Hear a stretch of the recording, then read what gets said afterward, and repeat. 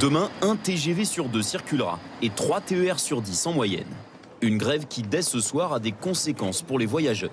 J'ai avancé mon horaire de retour sur Paris pour ne pas me retrouver potentiellement sur un train annulé ou retardé. Cette fois, la grève s'étale sur 2 jours, demain et mercredi, à l'initiative de 2 syndicats. Quand on a pris le train au départ, on apprend que le retour de mercredi est annulé. On change. 1 heure après, on apprend qu'il est encore annulé. Là, on vient de réserver un 3e. Une galère imprévue pour bon nombre de voyageurs que nous avons rencontrés ce soir. Demain, ce sera on reste à la maison, télétravail. Il va falloir que ça cesse un moment. Moi, je soutiens dans tous les cas. Après, c'est un petit peu compliqué. On va devoir voir pour louer un véhicule et rentrer sur Toulouse donc après notre formation.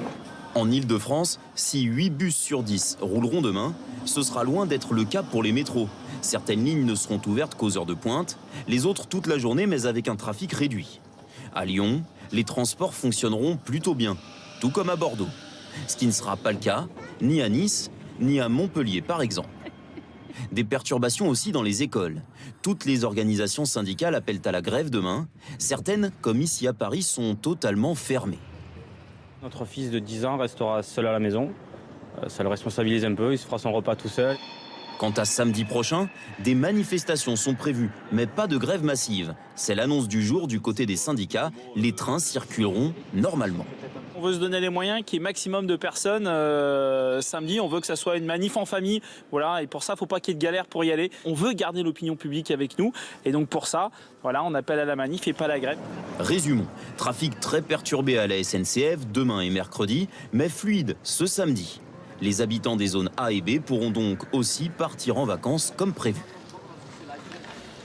En attendant la grève demain, les députés ont commencé cet après-midi l'examen de la réforme à l'Assemblée nationale dans une atmosphère déjà enfiévrée.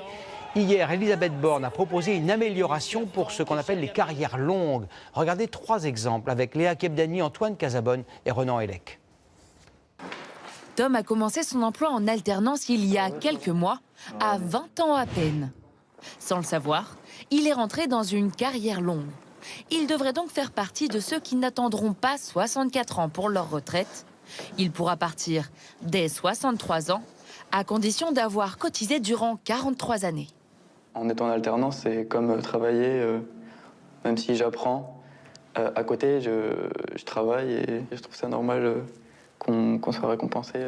Sont considérées comme carrière longue les personnes qui ont commencé à travailler très jeunes, à partir de 14 ans et avant 21 ans. Ce sont ces travailleurs qui ont le droit à un départ anticipé. Les conditions varient en fonction de l'âge en début de carrière, en commençant entre 18 et 20 ans. Comme Gilles, la retraite sera accessible à partir de 62 ans, à condition d'avoir cotisé 43 années. Un avantage dont ce dirigeant d'entreprise ne compte pas profiter. Je n'avais pas pour projet de m'arrêter et je trouve ça normal de continuer.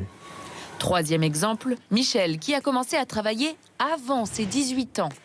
Pour lui, en théorie, tout va bien. Il pourra prendre sa retraite à partir de 60 ans.